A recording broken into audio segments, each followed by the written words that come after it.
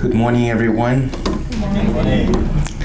It's always a pleasure to be here. It's been a while. We've been traveling a lot lately, but now it's time for me to say something. I'm just kidding. The result of my studies today, it's going to be very simple, nothing fancy, but with the tremendous importance in our lives. Because we live in the days that actually we feel discouraged, we feel with a lack of hope, and sometimes wishing to be experiencing something different. Especially for us, Christian spiritists, the messages that we are going to read, it's what brought me some kind of peace, because we need to revisit these lessons oftentimes during the course of our existence, because we are in a process of a transition. Our planet is transitioning to a different level, to a different world. We see the very good and the very bad living together. We see beautiful things, and we see the worst through the media, through TV, through many examples. Individuals don't understand that we have a divine origin, and we are immortal spirits in a transition of this world as a school to one day achieve the inner peace.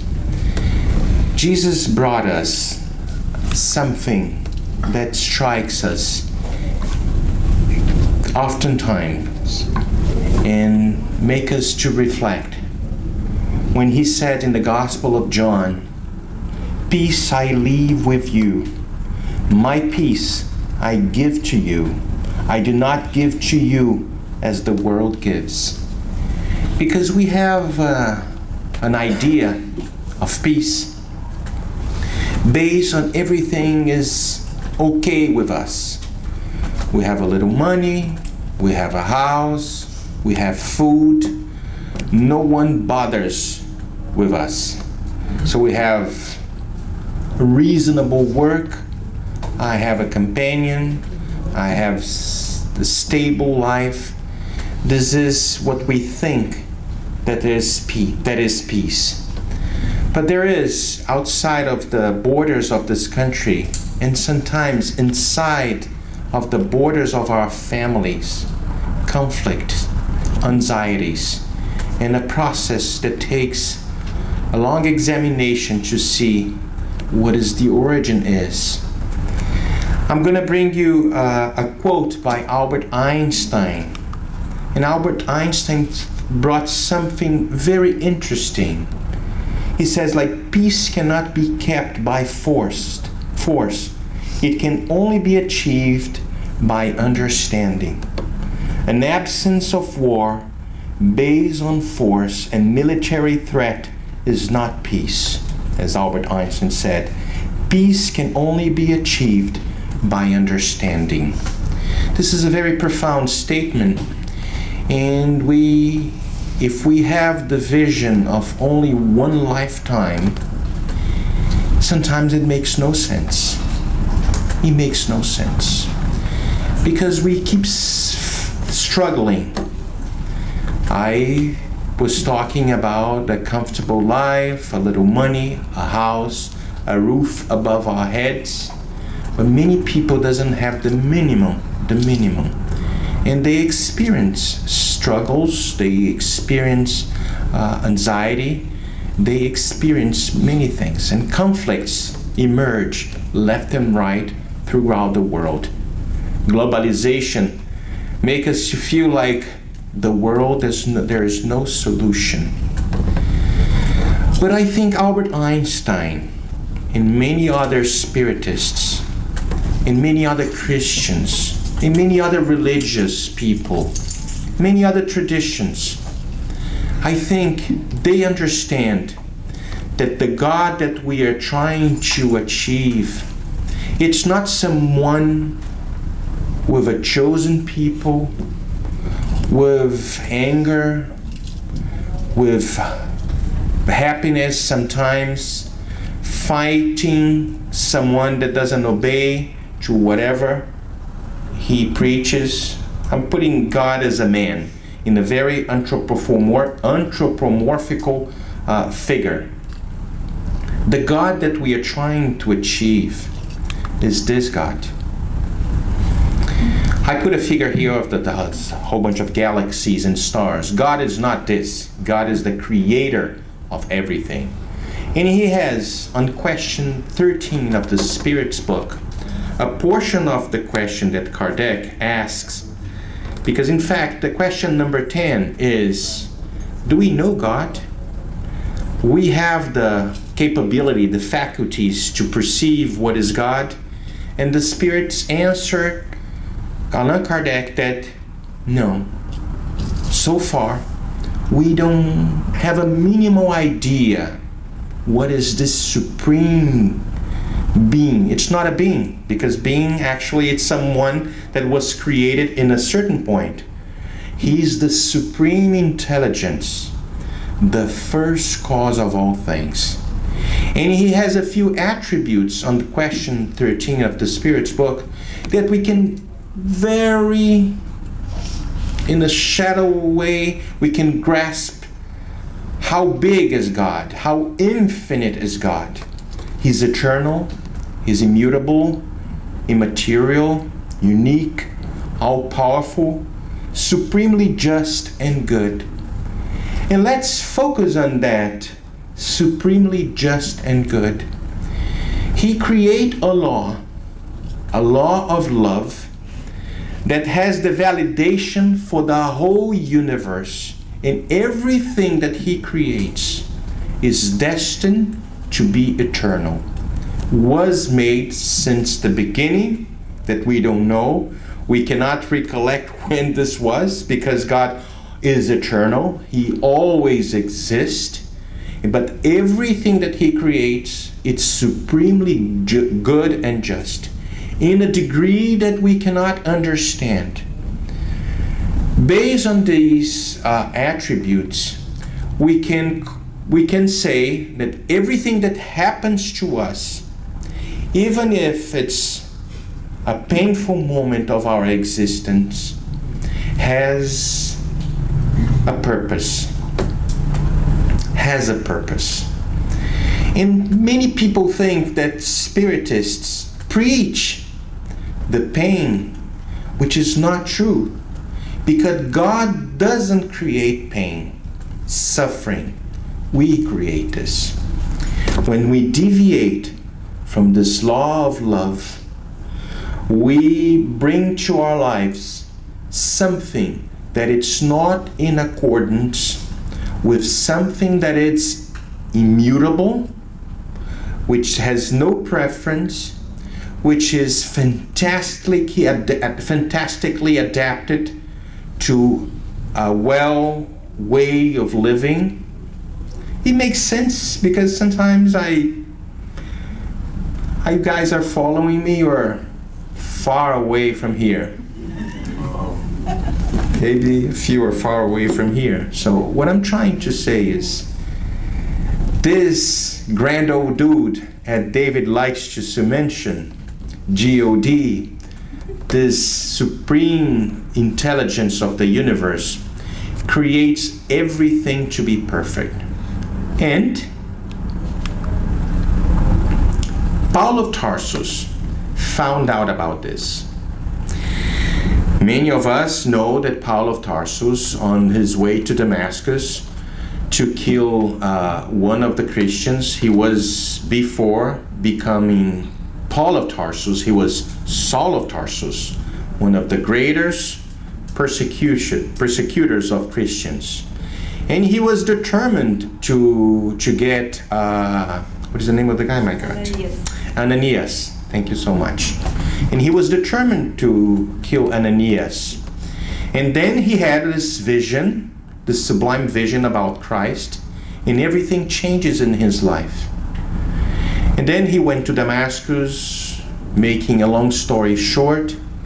In one specific moment of his life, right at the beginning, he went to Gamaliel, which used to be his master. Gamaliel was a doctor of a law. He was a Pharisee. And talking to Gamaliel was mentioning to Saul at that moment, that he was convinced that the promised land, it's not a physical place. Let's remember in the Old Testament, we have the Exodus, when Moses brought the Jewish people through the desert, trying to find the promised land. And it took like almost 40 years doing this course. The Jewish people were looking for something physical, a location, a haven, Miami Beach, with palms before the hurricane. So with a sand, something they can be like living in peace. But Gamaliel told Saul that he was convinced that the promissory land, it's not a physical place. It's the gospel of Jesus. And to find the gospel of Jesus, it is to lose and to lose ourselves, in an infinite country that is inside of our souls. Let's see if I can explain in a better words. It's not a physical place. That you think you guys understood. Because sometimes we move countries. We are here in the United States. Many of us came from different countries. I came from Brazil. I was originally from Brazil. And I moved to this country looking for something better. And I love this country. This is my home. This is my nation. The same thing happened to the Jewish people. They are struggled in Egypt. In Egypt, in Hebrew means Mitzrayim, means constricted. Something more like they're constricted, that's the word. And they're looking for something physical.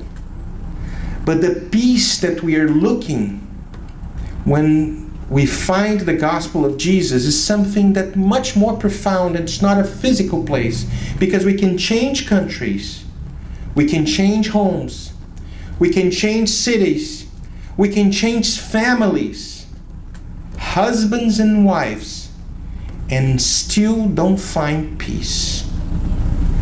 Because this is a process of self-discovering. And this was what Gamaliel was bringing to Paul of Tarsus, to Saul of Tarsus at that moment. And then his trajectory, Saul, initiated with the very first basic, to find Jesus, not a figure. Because I was reading a report that in 2035, 1/3 of the American populations will simply don't have religion. But religion, per se, it's not what we think. Religion comes from the word religare, which is in Latin means the connection between the creature and the creator. Religion was created by man. Religiosity it's what is inserted in the human race, in the human spirit, and it belongs to our DNA and is inside of each and every one of us. No matter what kind of tradition we follow, no matter the language that we speak, no matter the color of the skin, because reincarnation, it's so fantastic that destroys completely racism. Today we are Brazilians, tomorrow we can be Africans, after tomorrow we can be Chinese, after we can be from Netherlands, and we change roles in society to learn, to find peace through the law of love and justice and charity. Still, there's a long way to go, but we are getting there. I brought the Beatitudes as one of the most beautiful codes, I would say the most beautiful code of living that human nature can follow. Why? Because each step of this Beatitudes brings a next level of this ladder to achieve something higher. And the first one, blessed are the poor in spirit, for theirs is the kingdom of heaven. I brought it over here. To be poor in spirit, let's do something different. Poor in spirit means to be humble. If someone is poor of money, what do you lack? For example, Heather, if you don't have money, you are poor of money, right? You're asking for money. Angie, isn't it right? Someone that is poor in spirit wishes, hopes for something spiritual, hope for something different. They feel humble. They feel like they are very simple at this moment. We have all the potentials. We all know. We have all the potentials because we are divine creatures. Since we are divine creatures, we have a big potential. As on the Gospel of John, chapter 10, verse 34, when Jesus says, like, you are gods, with G, small, of course. We're not going to be compared with the grand old dude that David preaches too much. Yes, David. But we are God with all the potentials. But feeling humble and feeling this humility is the realization that we all are simple and ignorant about the grandiosity of our Creator and His sublime and infinite love for all His creation.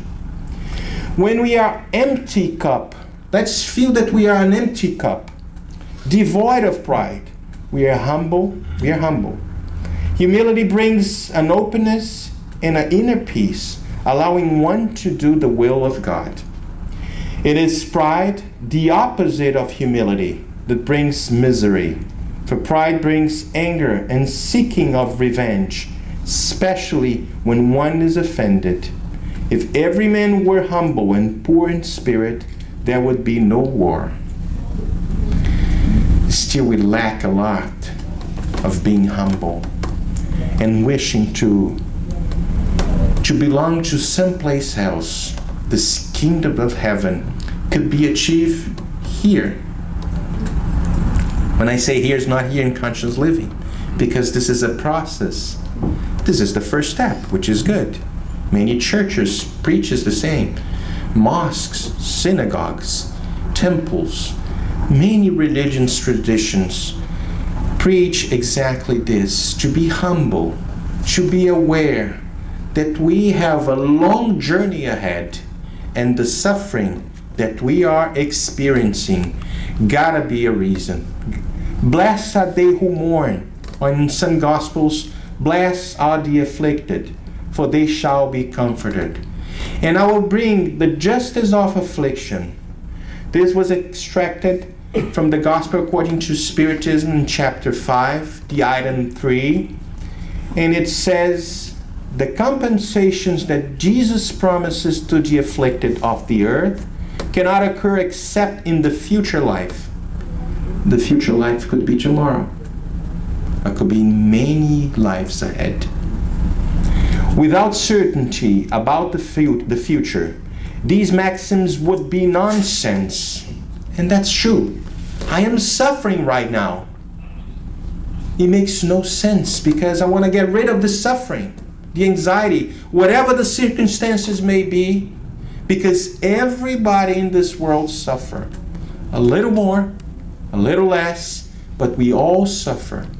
From the poorest of the poor to the richest of the rich. It's a different kind of anxiety and suffering, but we are all suffering. So we have to have and this certainty and this belief that there is something in the future reserved to us. But why I have this certainty? Everything goes wrong in my life. Because I was going back to the previous slides. If I believe in the basic of the basic, that God is supremely just and good, I believe that there is a plan for each and every one of us. And if this plan has to be a fantastic plan in order for us to achieve happiness. And if I am suffering at this moment, it means it's got to be certain things in the past that there's the reason of this suffering. But I was born with no legs, no arms. What the heck I did in this lifetime to suffer like this? Going back again to the previous slides. God is supremely good and just. It's got to be an explanation for the suffering. And then reincarnation brings us something that it's simply marvelous. Okay, the reason of my affliction today, maybe it is in a past life. And as we know that we are immortal spirits, life goes on. This is something that you all know this. Most of you know this. So let's go and keep reading the slides. But even with this certainty, it is difficult to understand the usefulness of suffering in order to be happy. It is said that it is in order to have greater merit. But then one must ask, why do some suffer more than others? And I brought it you over here, the explanation. And I guess you guys already know. Reason for resignation oneself.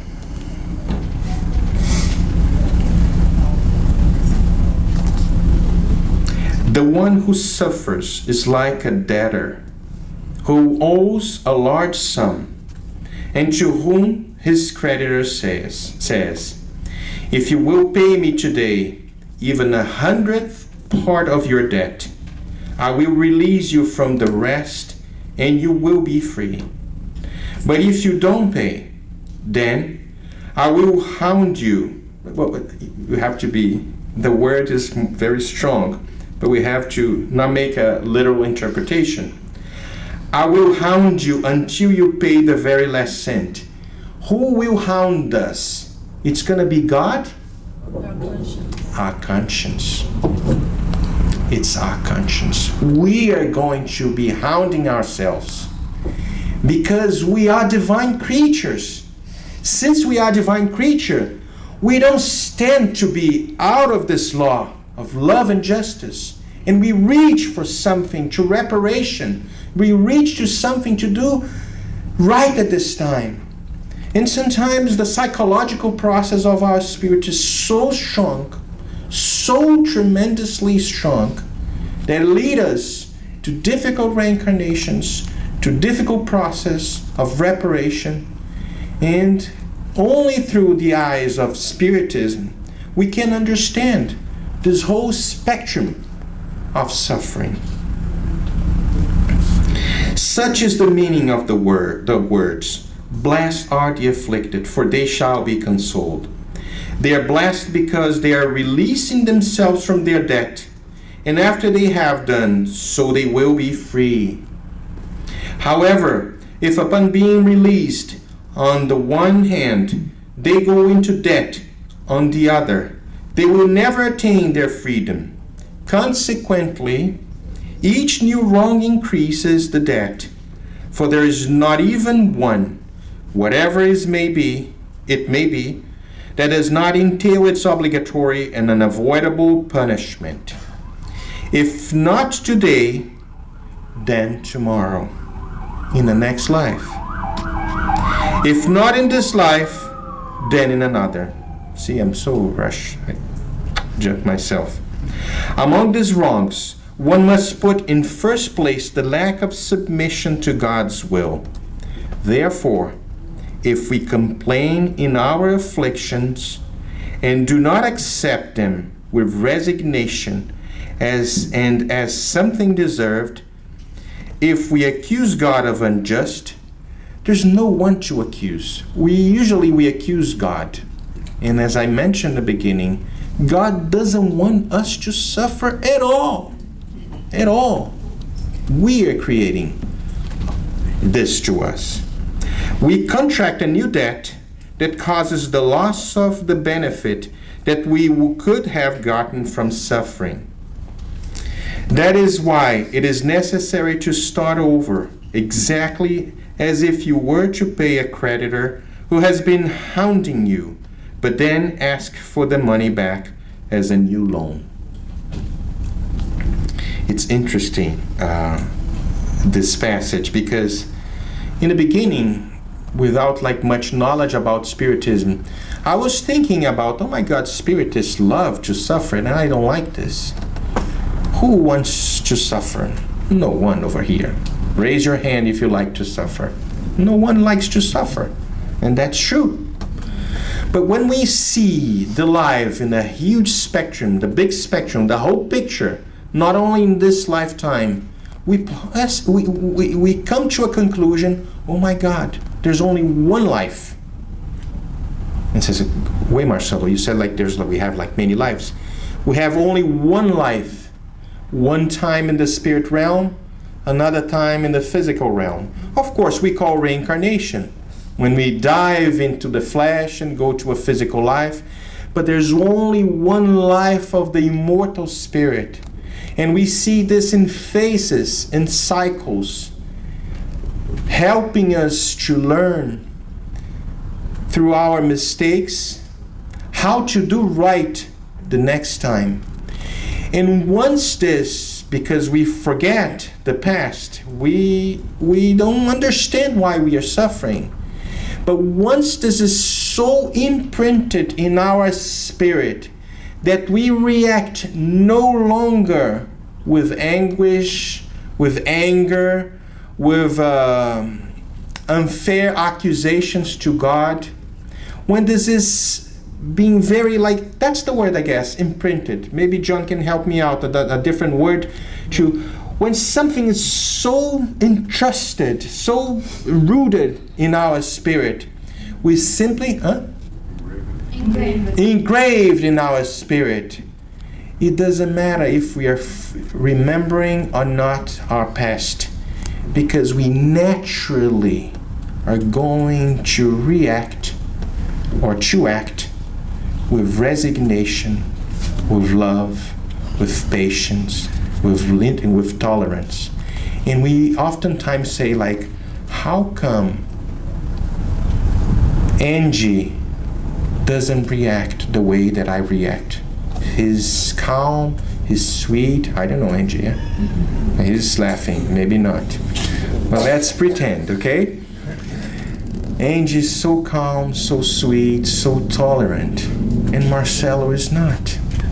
She's been through this process sometimes many other lives during this process of learning how to be tolerant, how to be patient, how to be loving, how to be real daughter of God, a children of God.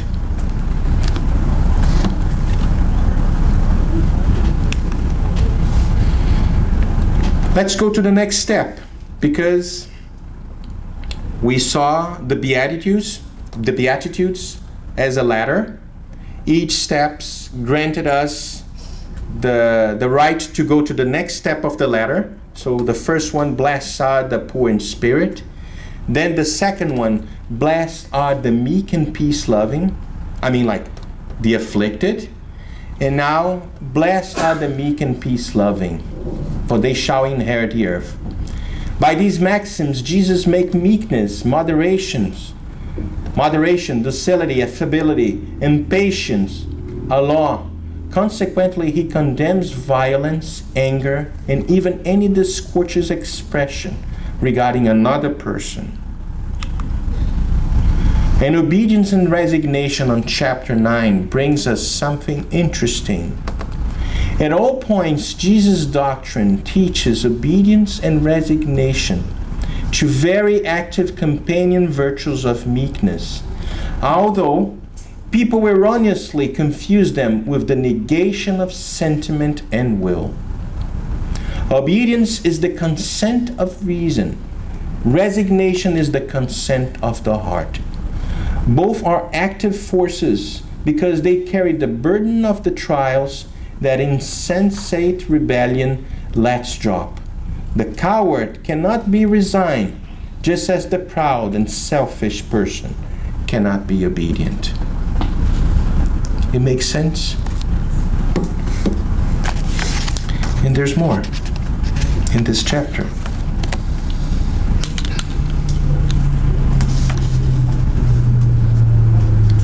Every generation is thus marked with the stamp of either virtue or vice, which must either save or ruin it. The virtue of your generation is intellectual activity. Its vice is moral indifference. I say, in quotes, activity only, for a genius might suddenly arise and single-handedly discover horizons that the multitudes will see only later, whereas activity is the combining of everyone's effort to reach a less grandiose goal, but which nevertheless tests the intellectual advancements of that generation. Submit yourself to the trust we have.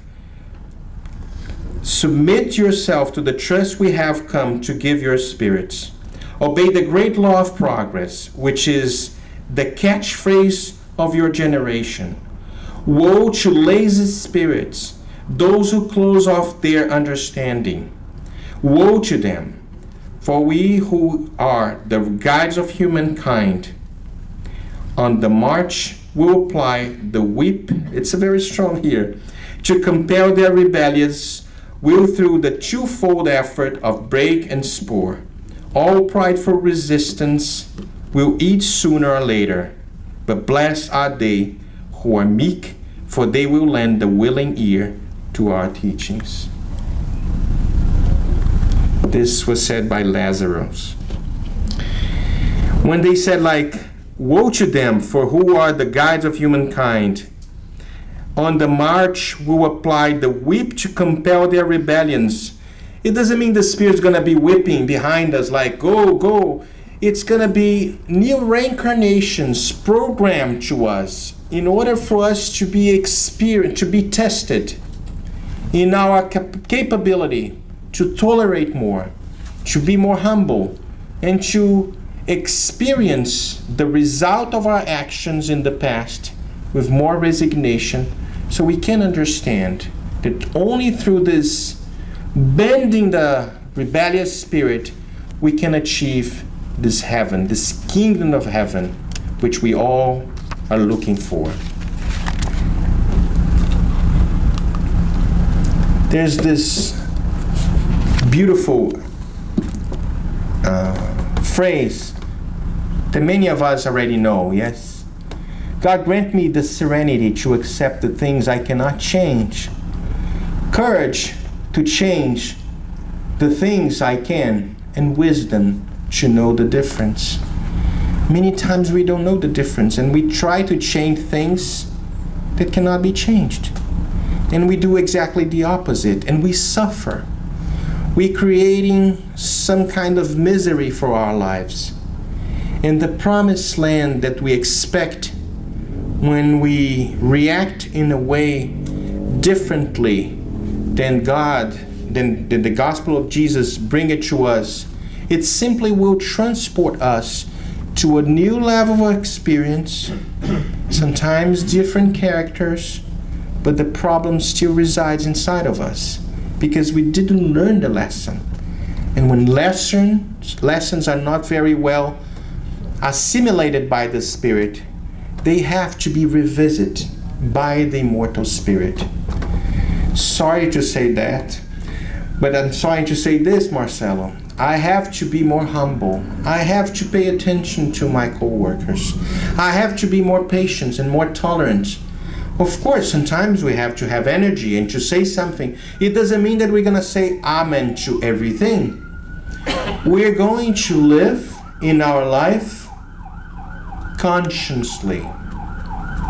Conscious living. Interesting way of saying this, the name of our group. Living consciously in a very conscientious way. It's understanding that everything that happens to us, there's a reason, there's a purpose. And if we pass this in a very gentle way, we can go to the next level and experience something much better. It's a very simple talk. I was debating this morning, trying to see if we're going to do like an opening gospel here, reading the passages and open for comments for you guys to make comments to me. And I decided, okay, maybe it's going to go to a wrong way. Maybe it's going to be, we're going to get lost in too many ideas and thoughts. And I ended like a little earlier so we can have this discussion and wait for you guys to see if you have anything to comment and to add, since it's a very simple and very, very simple gospel. Any comments? Okay. Resignation to suffering gives us an outlook when we suffer. Shouldn't one try to find out why we're suffering so we can better handle that situation? Absolutely. When we say resignation, suffering, we always, it doesn't mean like we have to cross our arms and wait to the truck to run over us. Okay, the truck is coming, the truck is coming, the truck is coming. Okay, no, we have to fight. It's not the word. I don't want to fight. To fight with ourselves. We don't fight to others. We fight to ourselves. Like, come on, wake up, courage. Yes, try to find your way. Absolutely, absolutely. Angie. No, you said you did a very humble talk and very easy. Yes, most of the teachings you mentioned, we all know, we have an idea. But the issue really is to put in practice. Because we all are very easy to tell, oh, Marcelo, you have to do this, this, and this. But whenever it happened to us, we're like, oh! That's right. So that's applying the teachings. It's the hard thing. And we have to calm down, breathe, pray, and then it's easier. But we are always like, oh, and then we get lost. This makes me remind me something that happened in one of the Spiritist centers in Brazil, and Chico Xavier was incarnated. And one of the subjects of the lecture there, Chico proposed to talk about charity. And one of the persons in the audience says, well, charity again. And Chico says, and Emmanuel said something like, well, who here practice charity in this? Who already know how to practice charity? Because we think charity is simply to give alms, to give money, to do something. And we know in question 886, if I'm not mistaken, that charity goes much broader than this. It's benevolence, indulgence, and tolerance towards others. Yeah. Anybody wants to say something? Marcelo, I'd just like to make a comment about you saying about the grand old dude as being my phrase. I know it's Daniel, yeah? In reality, I got that from Daniel Assisi when he came to the center, our old center, about 5 years ago. And at that time, I was still very resistant to any form of religion. I think there was a spiritual center to me, but I was trying to find my path. And when Danielle said about the grand old dude, it sort of burst my bubble. I had built up a resistance about spirituality because of what I saw in the religions, the other religions. And there were so many things that were contradictory, so many things going on in this world that were associated with religion. So that's why it impacted me, the grand old dude. But now actually Danielle has upgraded it. It's now the grand organizing designer. Okay. So next lecture I will use this word. Yes, the grand organizer designers. Huh? You can bring. Yes. Yeah, let's see if anybody wants to say something else. Interesting what David says. Just a minute. Because I have many friends, they are atheists. They don't believe in God.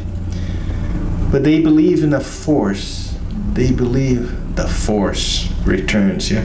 They believe in a force. And they believe in love. And they believe in fraternity. They believe in tolerance. They believe in everything that we believe in, we wish to have to our lives. So this is for me religiosity, to connect with something divine. And you can use whatever word you want to use, because we know many traditions have different words for God. And that's okay, because in fact we all doesn't know exactly what is this supreme intelligence. And sometimes we try to compare the amount of love that we have with the amount of love that the Creator has for all His creatures, His creatures.